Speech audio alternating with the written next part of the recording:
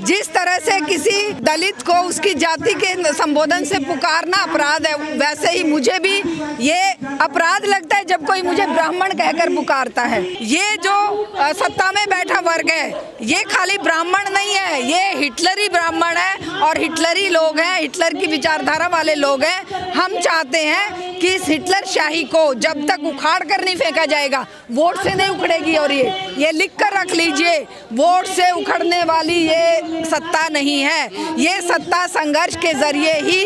और मेरे साथ जो महिला खड़ी हैं, आपका नाम शारदा दीक्षित है। दीक्षित सरनेम से आप समझ गए होंगे कि ये ब्राह्मण है, तो फिर बहुजन मीडिया में ब्राह्मण एक्टिविस्ट का या ब्राह्मण महिला का क्या काम। लेकिन मैं आपको बताता चलूं कि ये कौन से वाली ब्राह्मण है, ये तो इनसे पूछ ही लेंगे, लेकिन ये कर क्या रही हैं दलितों के आंदोलन में, पहले ये पूछ लेते हैं। शारदा दीक्षित जी, आप ब्राह्मण हैं और दलितों का, बहुजनों का आंदोलन आप यहाँ क्या कर रही हैं, पहले ये बता दीजिए। देखिए, ये मानव मात्र के मुक्ति का आंदोलन है। अगर कोई ये कहे कि हम केवल दलितों के लिए लड़ रहे हैं, केवल हम बहुजनों के लिए लड़ रहे हैं, तो ये बहुत ही अन्याय होगा। किसी भी जन आंदोलन को जब तक आप मानव मात्र की मुक्ति का आंदोलन नहीं बनाएंगे, तब तक आप टुकड़ों में इन जालिमों से छुटकारा नहीं पा सकते। हम बार बार कहते हैं कि संपूर्ण समाज को, मानव समाज को मानव कल्याण के लिए, मानव मुक्ति के लिए एकजुट होकर लड़ना पड़ेगा। जो हमारे महापुरुष कहकर गए हैं और जो जिन महापुरुषों के कारण देश आज़ाद हुआ था और जिन महापुरुषों के बलिदानों से आज हम यहाँ खुले में सांस ले रहे हैं, जिस सांस को फिर से रोका जा रहा है, चाहे वो दलित हैं, चाहे आदिवासी हैं, चाहे वो दूसरे ओबीसी समाज के लोग हैं और चाहे वो महिलाएं हैं, बेटियां हैं, वो सारी लड़ाई वो हम सबकी साझी लड़ाई है। और जब तक साझी लड़ाई नहीं लड़ी जाएगी, अंग्रेज़ों वाली बात रहेगी, फूट डालो और शासन करो। ब्राह्मण होना, अभी मैं वहाँ पर, मुझे जैसे ही मैं किसी को बता रही थी कि आपका नाम क्या है, कि शारदा दीक्षित है, बोले कि आपके तो डीएनए में ही ब्राह्मणवाद है। मैंने कहा नहीं, ब्राह्मणवाद जो है ब्राह्मणों के डीएनए में नहीं है, दलित के डीएनए में भी आप ब्राह्मणवाद पाएंगे। जो अपने आप को फलानी जाति से ऊंचा और फलानी जाति से बड़ा समझता है, अपने में ही भेदभाव करता है और जो सत्ता की मलाई चाटने के लिए दुम हिलाता है सत्ताधारी दलों के आगे या सत्ता के आगे, वो ब्राह्मण है, वो ब्राह्मणवाद से ग्रसित है। हम ब्राह्मण होकर भी जन्म कहीं पर लेंगे, वो हमारे किसी के हाथ में नहीं है, आपके हाथ में भी नहीं है। हम दलित के यहाँ पैदा होंगे कि ब्राह्मण के होंगे कि मुसलमान के घर पैदा होंगे कि क्रिश्चियन के घर होंगे कि यहूदी के घर होंगे, ये हमारा हाथ नहीं होता उसमें। हमारे हाथ में एक चीज़ ज़रूर है कि हम मानव के रूप में जन्म लिए हैं और मानव बनेंगे और सच्चे मानव बनेंगे और मानव मुक्ति के लिए संघर्ष में जहाँ हमें संघर्ष दिखाई देगा वहाँ पर खड़े होंगे। लेकिन अगर कोई टुकड़ों फूट डालो और राज करो की नीति में संघर्ष करने के लिए उतरेगा, वहाँ पर भी जाकर हम समझाएंगे भाई, मुक्ति नहीं होगी बिना संघर्ष के, बिना सड़क पर उतरे। वोट की राजनीति, मुझे वोट दो, मैं सत्ता बदल दूंगा, मैं ये बदल, नहीं होगा।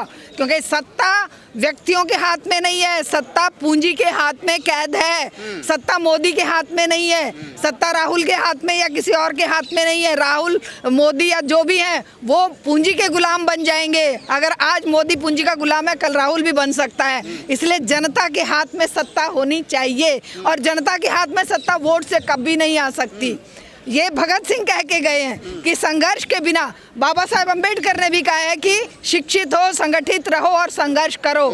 संघर्ष के बिना तुम चाहते हो कि हम बात करके, भाषण दे के कहें कि हमें वोट दो, हम तुम्हारी मुक्ति करेंगे, नेवर।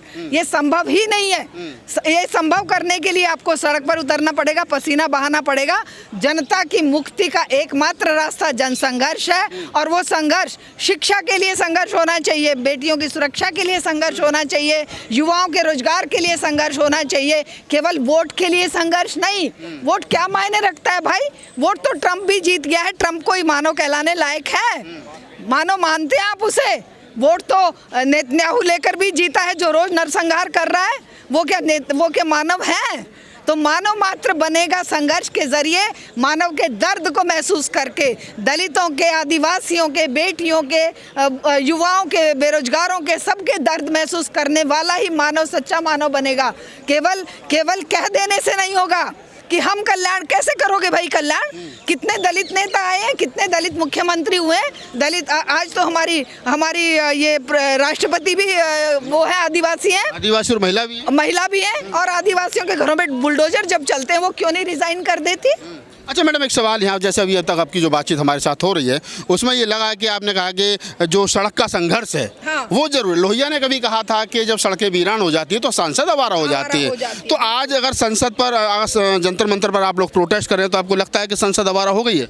बिल्कुल हो गई है। आवारा से भी नीचे का कोई शब्द हो तो वो हो गई है। आवारा भी बहुत कम है उसके लिए। संसद में जब ये लोग आंदोलन कर रहे, जब ये लोग प्रोटेस्ट के लिए गए हैं तभी कानून पास कर दिया आईटी बिल। आप जानते हैं उस समय भी 2 मिनट में बिल पास कर दिया। ये संसद है क्या?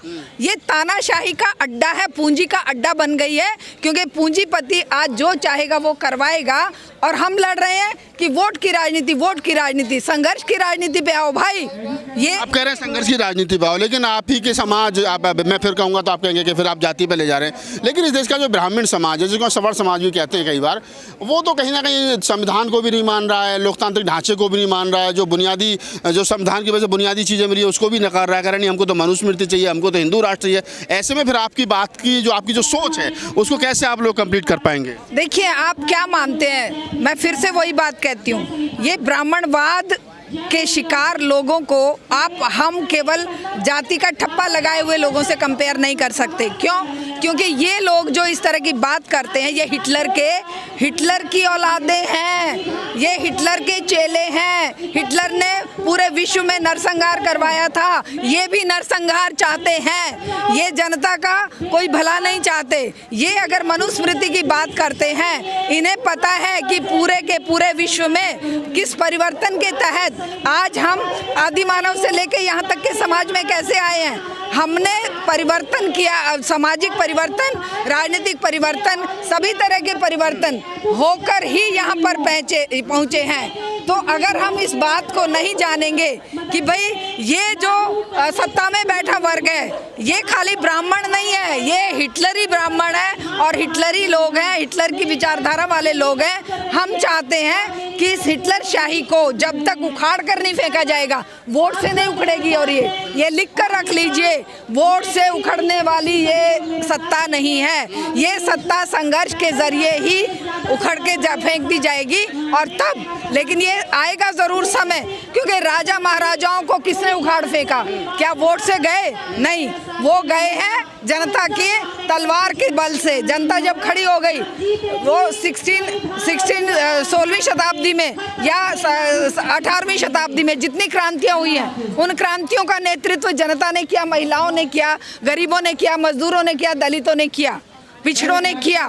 तो उन क्रांतियों को क्या हम भूल जाएंगे? सावित्रीबाई फुले, ज्योतिबा फुले को, जो संघर्ष के लिए जमीन पर गोबर कीचड़ की वो बौछारें उनके ऊपर होती थी, और उनके जो साथी थे वो क्या ब्राह्मण नहीं थे? बाबा साहेब अंबेडकर को सहयोग करने वाले क्या ब्राह्मण नहीं थे? क्या उनको आप इनके साथ कंपेयर करेंगे कि वो मनुवादी थे? नहीं थे। वो डेमोक्रेटिक वे में, लोकतांत्रिक वे में, वैज्ञानिक सोच के साथ जनता के बीच में, जनता के भले के लिए, मानव मात्र के कल्याण के लिए, संघर्ष के लिए उतरते थे। हम भी उन्हीं के पद चिन्हों पर आज चल रहे हैं। बाबा साहब डॉक्टर अम्बेडकर के बहुत सारे साथी थे जो ब्राह्मण थे, जिसमें बदंतानंद गौसल्यान थे, राहुल सांकृत्यान थे, वर्तमान में बहुत सारे राइटर हैं, सुरेंद्र कुमार शर्मा ज्ञात हैं, जिनकी बालू की भीत पर किताब लिखी है। आपको लगता है कि इस देश का जो मनुवादी सिस्टम है उसको जो ब्राह्मण जातियाँ, जो सवर्ण समाज की जातियाँ, वो बेहतर तरीके से तोड़ सकती हैं? बिल्कुल, इसीलिए हम सड़क पर हैं, हम ही तोड़ेंगे हम। लेकिन ये जो हमारे संघर्ष में उतरने से भाइयों को रोकने वाली चीज़ें हैं कि आइए चुनाव में, वो तो बार बार कहेंगे आइए चुनाव में, चुनाव तुम जीत नहीं सकते, जनता तुम्हें पसंद नहीं करती। अरे जनता तो हम हैं ना भैया, जनता दुख दर्द में जी रही है, जनता की पसंद नापसंद का तुम सवाल ही कहाँ उठता है? तुम तो जनता के वोट को भी चुरा रहे हो, तुम तो जनता के हक को चुरा रहे हो, जनता के रोजगार को चुरा रहे हो, जनता की शिक्षा को चुरा रहे हो, जनता के खाने को चुरा रहे हो। तुम कह रहे हो कि जनता आए, वो वोट की राजनीति में आए, तो वोट की राजनीति को ठोकर मारनी पड़ेगी और हमें संघर्ष की राजनीति में उतरना पड़ेगा। और हाँ, हमारे जैसे बुद्धिजीवी वर्ग के लोग, जिन लोगों के पास खाने को नहीं है, बेचारे झुग्गी झोंपड़ी में पड़े हैं, वो कहाँ से ये चिंतन लाएंगे लाएंगे? ये चिंतन हम ही लोग ला सकते हैं, सर्वहारा का चिंतन, मानव कल्याण का चिंतन। ये चिंतन जो जिसकी चाबी भगत सिंह और हमारे ज्योतिबा फुले और हमारे जो महापुरुष देके गए हैं, बाबा साहब अम्बेडकर देके गए हैं, ये चाबी बुद्धिजीवी वर्ग के पास है। वो बुद्धिजीवी चाहे हिंदू है, मुसलमान है, चाहे ब्राह्मण है, चाहे दलित है, वो सब सामने आएगा। लेकिन जो लोग इस चाबी को छुपाए रखना चाहते हैं, जो कहते हैं कि भाई डर लगता है आंदोलन से, आंदोलन में तो डंडे पड़ेंगे, आंदोलन में जेल हो जाएगी, वो लोग कहते हैं कि भाई तुम हमें वोट दो, हम तुम्हारी समस्या नहीं होगी। समस्या का समाधान नहीं होगा वोट से, समस्या का समाधान होगा आज जिस तरह से ये जनता खड़ी है ना, ये जनता सीधी की सीधी संघर्ष के रास्ते पर, संघर्ष का रास्ता, बार बार कह रहे हैं कि संघर्ष का रास्ता ही जो है वो कहीं ना कहीं परिवर्तन का रास्ता बनेगा। तो राहुल गांधी लगे हैं रोड पर, पूरा इंडिया गठबंधन लगा है रोड पर, और वो कह रहा है कि संघर्ष के रास्ते से हम संसद तक पहुंचेंगे, लोगों में कहीं ना कहीं वो एक नई चेतना जो है वो भरने की कोशिश करें। तो आपको लगता है कि राहुल गांधी का रास्ता ठीक है? देखिए, राहुल गांधी तब तक संघर्ष में जब तक उनको हाथ में सत्ता नहीं आती। 75 साल नहीं तो 70 साल तो राहुल गांधी की पार्टी रही। राहुल गांधी कह रहे हैं ना कि हम नई कांग्रेस बनाएंगे, जिसमें गांधी का विचार होगा, अम्बेडकर का विचार होगा, फूले का विचार होगा। पहले गलतियां हुई, अब नहीं होंगी। देखिए, ये सत्ता ना, आप इसको समझिए, सत्ता की जकड़ किसकी मुट्ठी में कैद है? किसकी मुट्ठी में उच्चतम न्यायालय, सर्वोच्च न्यायालय है, किसकी मुट्ठी में चुनाव आयोग है? ये इतनी जल्दी खत्म होने वाला नहीं है। सारे संसाधनों पर कब्जा किसका है? संसाधनों पर कब्जा पूंजीपतियों का है। पूंजीपति इन्हें चंदा देते हैं। चुनावी राजनीति बिना चंदे के जीती नहीं जा सकती। जीत के दिखा देना। अभी जैसे ही चंदा इसका कांग्रेस का बंद हुआ, वैसे ही कांग्रेस हारनी शुरू हो गई। जैसे ही चंदा बीजेपी को मिलने लगा, थोक के भाव, बीजेपी जीतने लगी। जिस पार्टी को चंदा मिल जाता है वो वोट खरीद लेता है। हम और आप जैसे लोग तो चुनाव में वोट नहीं खरीदेंगे ना।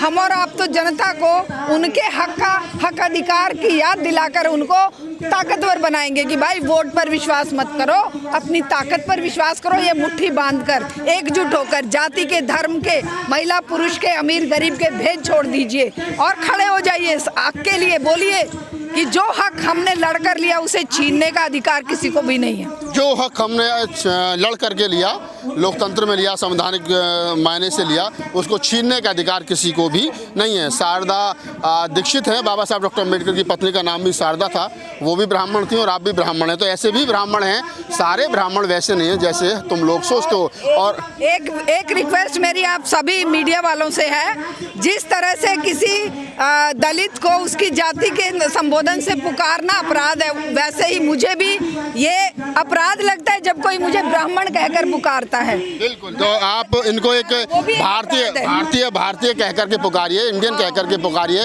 और कम से कम ब्राह्मण मत कहिए। मतलब देखिए कि कितनी जागृति है उनके अंदर। वो कह रहे हैं कि मैं ब्राह्मण हूँ लेकिन मुझे ब्राह्मण मत कहिए। पूरी ये जो सार्थक बातचीत है, इसके बारे में आपकी क्या प्रतिक्रिया में कमेंट सेक्शन में बताइए। धन्यवाद।